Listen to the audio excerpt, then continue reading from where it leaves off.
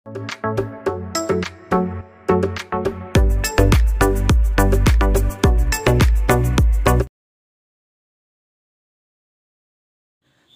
ഏവർക്കും study Nifty മലയാളത്തിൻ്റെ daily market ന്യൂസിലേക്ക് സ്വാഗതം. ഇന്ന് മെയ് 30 വെള്ളിയാഴ്ചയാണ്. ഇന്നലത്തെ ഇന്ത്യൻ വിപണിയിലേക്ക് വന്നാൽ വളരെ നല്ലൊരു റിക്കവറിയാണ് ഇന്ത്യൻ വിപണിയിൽ ഇന്നലെ കാണാൻ സാധിച്ചത്. പക്ഷേ അപ്സൈഡിൽ വളരെ കീ റെസിസ്റ്റൻസ് ഏരിയ ആയിട്ടുള്ളത് 25,000 മുതൽ 25,100 വരെയുള്ള ആ ഒരു സോൺ തന്നെയാണ്. അത് ബ്രേക്ക് ചെയ്യേണ്ടതായിട്ടുണ്ട്. പുലർച്ചെ ക്ലോസ് ചെയ്ത US മാർക്കറ്റുകളിലേക്ക് വരാം. ഇന്നലെ നമ്മൾ പ്രീ മാർക്കറ്റ് വീഡിയോയിൽ പറഞ്ഞതുപോലെ തന്നെ കൃത്യമായി US മാർക്കറ്റുകൾ ഇന്നലെ ഉയരാൻ കാരണമുണ്ടായത് എൻവിഡിയയുടെ ക്വാർട്ടർലി റിസൾട്ടുകളും താരിഫുമായി ബന്ധപ്പെട്ട് പ്രസിഡന്റ് ഡൊണാൾഡ് ട്രംപിന് നേരിടേണ്ടി വന്ന US കോർട്ടിൽ നിന്നുമുള്ള തിരിച്ചടിയുമാണ് ഇന്നലത്തെ നേട്ടത്തിന് കാരണമായത്. ഡൗ ജോൺസ് 0.3% ഉയർന്നു, S&P 500 0.4%, നാസ്ഡാക്ക് 0.4% നേട്ടവും ഉണ്ടാക്കി. ഇന്നലെ രാവിലെ ഡൗ ഫ്യൂച്ചേഴ്സ് ഒക്കെ വലിയ നേട്ടത്തിലായിരുന്നു. പക്ഷെ പിന്നീട് അങ്ങോട്ട് ആ നേട്ടം കണ്ടില്ല. അതിൻ്റെ പ്രധാനപ്പെട്ട കാരണം എന്താണെന്ന് നമ്മൾ നോക്കിക്കഴിഞ്ഞാൽ അറിയാം.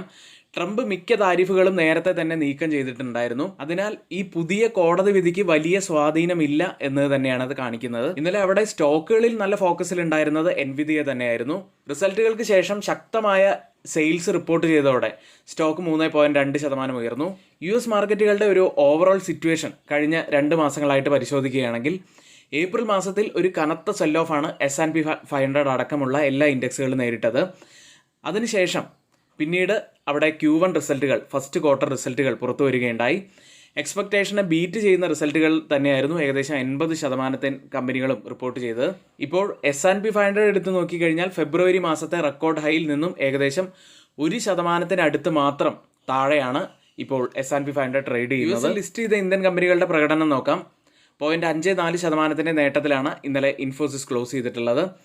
വിപ്രോ 1% മുകളിൽ നേട്ടത്തിലും, ICICI ബാങ്ക് 0.17% ഇടിവിലും, HDFC ബാങ്ക് 0.81% നേട്ടത്തിലും, ഡോക്ടർ റെഡ്ഡി 1.27% നേട്ടത്തിലുമാണ് ക്ലോസ് ചെയ്തത്.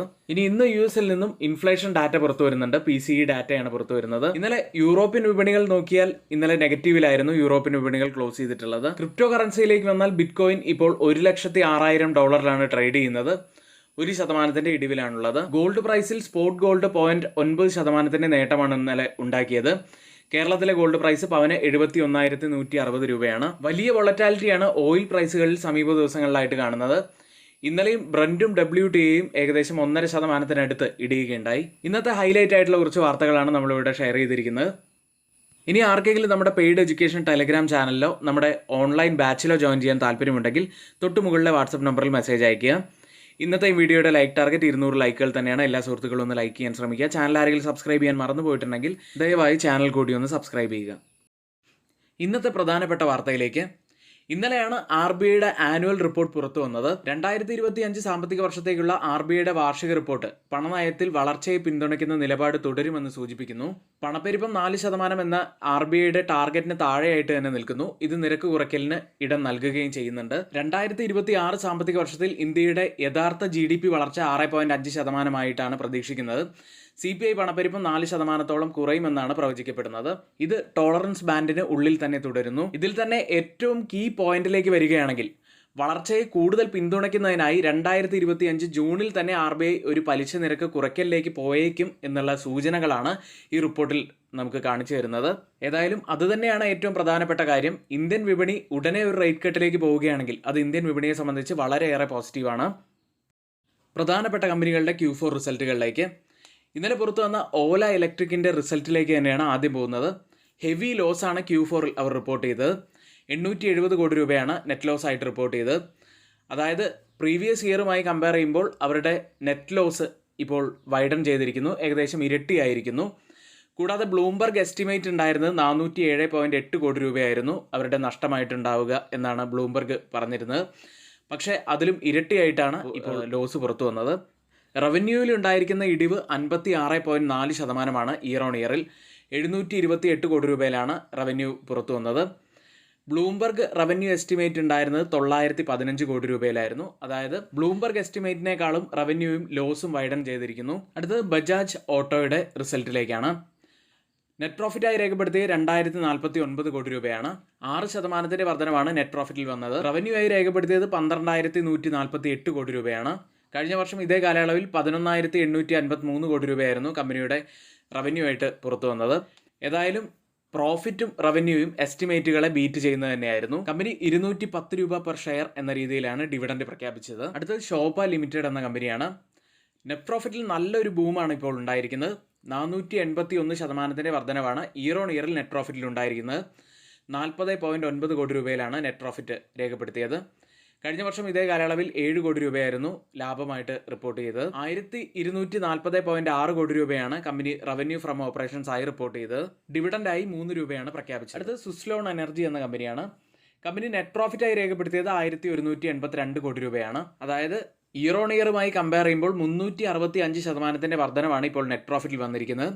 റവന്യൂ ആയി പുറത്തു വന്നത് 3774 കോടി രൂപയാണ്. 73% വർധനവ് റവന്യൂവിലും വന്നിരിക്കുന്നു. എബിറ്റയിലും 94% വർധനവ് കമ്പനി രേഖപ്പെടുത്തി. അടുത്തത് എഞ്ചിനീയേഴ്സ് ഇന്ത്യ എന്ന കമ്പനിയാണ്. നെറ്റ് പ്രോഫിറ്റായി രേഖപ്പെടുത്തിയത് 279.81 കോടി രൂപയാണ്. നെറ്റ് പ്രോഫിറ്റിൽ മാത്രം 142% വർധനവ് കമ്പനി രേഖപ്പെടുത്തി. 115.52 കോടി രൂപയിലാണ് കഴിഞ്ഞ വർഷത്തെ നെറ്റ് പ്രോഫിറ്റ് ഉണ്ടായിരുന്നത്.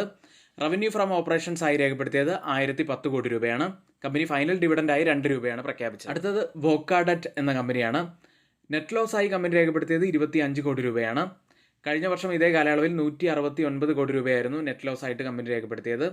റവന്യൂ ഫ്രം ഓപ്പറേഷൻസിൽ 6% വർധനവ് രേഖപ്പെടുത്തി 743 കോടി രൂപയിലാണുള്ളത്.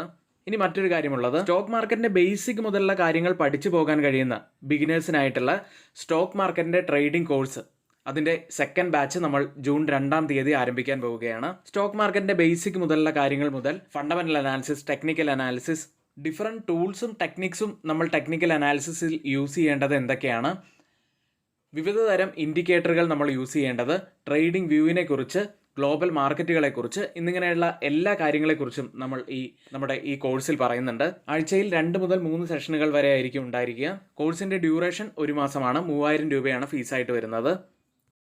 അടുത്തത് FIDA ആക്ടിവിറ്റിയിലേക്കാണ്. 884 കോടി രൂപയ്ക്കാണ് FIS ഇന്നലെ ബൈ ചെയ്തത്. DIS ആവട്ടെ 4287 കോടി രൂപയ്ക്ക് ബൈ ചെയ്തു. ഏഷ്യൻ മാർക്കറ്റുകളിലേക്ക് ഇന്നിപ്പോൾ ട്രേഡിംഗ് ആരംഭിച്ചിരിക്കുന്ന ഏഷ്യൻ മാർക്കറ്റുകൾ ഇടിവിലാണ്. ജപ്പാൻ മാർക്കറ്റ് നിക്കി ഇന്നലെ നല്ല നേട്ടമുണ്ടാക്കിയപ്പോൾ ഇന്ന് 1.5% ഇടിവിലാണ് ഇപ്പോൾ ട്രേഡ് ചെയ്യുന്നത്. സിംഗപ്പൂർ മാർക്കറ്റ് 0.31% ഇടിവിൽ, കോസ്പി മാർക്കറ്റ് 0.49% ഇടിവിലുമാണ് ഇപ്പോൾ ട്രേഡ് ചെയ്യുന്നത്. ഗിഫ്റ്റ് നിഫ്റ്റി ഇപ്പോൾ ഉള്ളത് 24,943 എന്ന നിലയിൽ 109 പോയിന്റ്സ് അപ്സൈഡിലാണ് ട്രേഡ് ചെയ്യുന്നത്. ഇപ്പോൾ സമയം 7 മണി കഴിഞ്ഞ് 5 മിനിറ്റ് ആണ്. ഇപ്പോഴത്തെ ഈ ഒരു നില വെച്ച് നിഫ്റ്റിയിൽ ഏകദേശം 75 മുതൽ 80 പോയിന്റ്സിന്റെ ഒരു ഗ്യാപ്പ് അപ്പ് ഓപ്പണിങ്ങിനാണ് സാധ്യതയുള്ളത്. ഓയിൽ പ്രൈസുകളിലേക്ക്. ചൈനയുടെ ഡിമാൻഡ് മന്ദഗതിയിലായതും OPEC+ ഈ ആഴ്ച അവസാനം ചേരുന്ന മീറ്റിംഗിൽ എണ്ണ ഉൽപ്പാദനം വർദ്ധിപ്പിക്കും എന്ന പ്രതീക്ഷകളും കാരണം ഇന്നലെ വീണ്ടും ഓയിൽ പ്രൈസുകൾ ഇടിയുകയുണ്ടായി. വലിയ ചാഞ്ചാട്ടമാണ് ഇപ്പോൾ സമീപ ദിവസങ്ങളിലായിട്ട് ഓയിൽ പ്രൈസുകളിൽ ഉണ്ടായിക്കൊണ്ടിരിക്കുന്നത്. ബ്രന്റും WTIയും ഏകദേശം 1.5% ഇടിഞ്ഞു. ബ്രന്റ് ഫ്യൂച്ചേഴ്സ് ഇപ്പോൾ ട്രേഡ് ചെയ്യുന്നത് $63.08 പെർ ബാരൽ എന്ന നിലയിൽ 0.50% ഇടിവിലാണ്. WTI ഇപ്പോൾ ട്രേഡ് ചെയ്യുന്നത് $60.65 പെർ ബാരൽ എന്ന നിലയിൽ 0.48% ഇടിവിലാണ്. ഇന്ന് നമ്മൾ നിഫ്റ്റിയിലും ബാങ്ക് നിഫ്റ്റിയിലും ശ്രദ്ധിക്കേണ്ട ഏറ്റവും പ്രധാനപ്പെട്ട കുറച്ച് കാര്യങ്ങളിലേക്കാണ്. നിഫ്റ്റിയെ സംബന്ധിച്ച് പറയുകയാണെങ്കിൽ കഴിഞ്ഞ ഒരുപാട് ദിവസങ്ങളിലായിട്ട് 10-day EMAയ്ക്ക് മുകളിലും താഴെയായിട്ടാണ് നിഫ്റ്റി ട്രേഡ് ചെയ്യുന്നത്. നിഫ്റ്റി ഇപ്പോഴും പോസിറ്റീവായിട്ട് തന്നെയാണ് കാണപ്പെടുന്നത്. കാരണം മെയ് 29-ാം തീയതിയിലെ ലോ ആയിട്ടുള്ള 24,700 താഴെ ഇന്നലെ ട്രേഡ് ചെയ്തെങ്കിലും അതിന് മുകളിലായിട്ട് ഒരു നല്ല കംഫർട്ടബിൾ ക്ലോസിംഗ്, അത് 24,833 നല്ല ഒരു ക്ലോസിംഗ് വെക്കാൻ സാധിച്ചത് വളരെ പോസിറ്റീവായിട്ട് തന്നെ കാണാം. എല്ലാ കീ മൂവിങ് ആവറേജുകൾക്ക് മുകളിലായിട്ട് തന്നെയാണ് നിഫ്റ്റി ട്രേഡ് ചെയ്യുന്നത്. പക്ഷേ ഇന്നലത്തെ ക്യാൻഡിൽ ഒരു ഡോജി ക്യാൻഡിലാണ്, ഒരു ഇൻഡിസിഷൻ തന്നെയാണ് സൂചിപ്പിക്കുന്നത്. ഇപ്പോഴും നിഫ്റ്റി ഒരു റേഞ്ച് ബൗണ്ടിലാണ് നീങ്ങിക്കൊണ്ടിരിക്കുന്നത്. 24,450-നും 25,000-നും ഇടയിലായിട്ടാണ് നിഫ്റ്റി കുറേ ദിവസങ്ങളായിട്ട് ട്രേഡ് ചെയ്യുന്നത്. ഇവിടെ നിന്നും ഒരു ബ്രേക്ക് ഔട്ട് വരേണ്ടതുണ്ട്. ഇപ്പോഴത്തെ നിലയിൽ ഒരു കീ സപ്പോർട്ട് സോൺ ആവാൻ സാധ്യതയുള്ളത് 24,700 മുതൽ 24,650 വരെയുള്ള സോണാണ്. അപ്സൈഡിലേക്ക് വന്നാൽ ഒരു റെസിസ്റ്റൻസ് ആവാൻ സാധ്യതയുള്ളത് 25,000 മുതൽ 25,100 വരെയുള്ള വളരെ പ്രധാനപ്പെട്ട ഒരു സോൺ, ഒരു വളരെ പ്രധാനപ്പെട്ട ഒരു റെസിസ്റ്റൻസ് ആവുന്ന കാഴ്ചയാണ് കാണുന്നത്. അടുത്തതായി മാക്സിമം ഓപ്പൺ ഇൻട്രസ്റ്റ് രേഖപ്പെടുത്തിയ കോൾ സൈഡിലെയും പുട്ട് സൈഡിലെയും സ്ട്രൈക്കുകളിലേക്കാണ്. 24,800-ലാണ് കൂടുതൽ ഓപ്പൺ സ്ട്രൈക്ക് ചെയ്തിരിക്കുന്ന സ്ട്രൈക്ക് ഉള്ളത്. അതിനുശേഷം 24,900 സ്ട്രൈക്കിലും അതിനുശേഷം 25,000 സ്ട്രൈക്കിലുമാണ്. പുട്ട് സൈഡിൽ കൂടുതൽ ഓപ്പൺ സ്ട്രൈക്ക് ചെയ്തിരിക്കുന്ന ആദ്യത്തെ സ്ട്രൈക്ക് 24,800, അതിനുശേഷം 24,700, അതിനുശേഷം 24,600 സ്ട്രൈക്കിലുമാണ്. ഓപ്പൺ ഇൻട്രസ്റ്റ് ഡാറ്റ പ്രകാരം ഒരു റെസിസ്റ്റൻസ് ആവാൻ സാധ്യതയുള്ളത് 24,900 സപ്പോർട്ട് ആവാൻ സാധ്യതയുള്ളത് 24,800 മാക്സിമം ഓപ്പൺ ഇൻട്രസ്റ്റ് റൈറ്റ് ചെയ്തിരിക്കുന്ന കോൾ സൈഡിലെയും പുട്ട് സൈഡിലെയും സ്ട്രൈക്കുകളിലേക്കാണ്.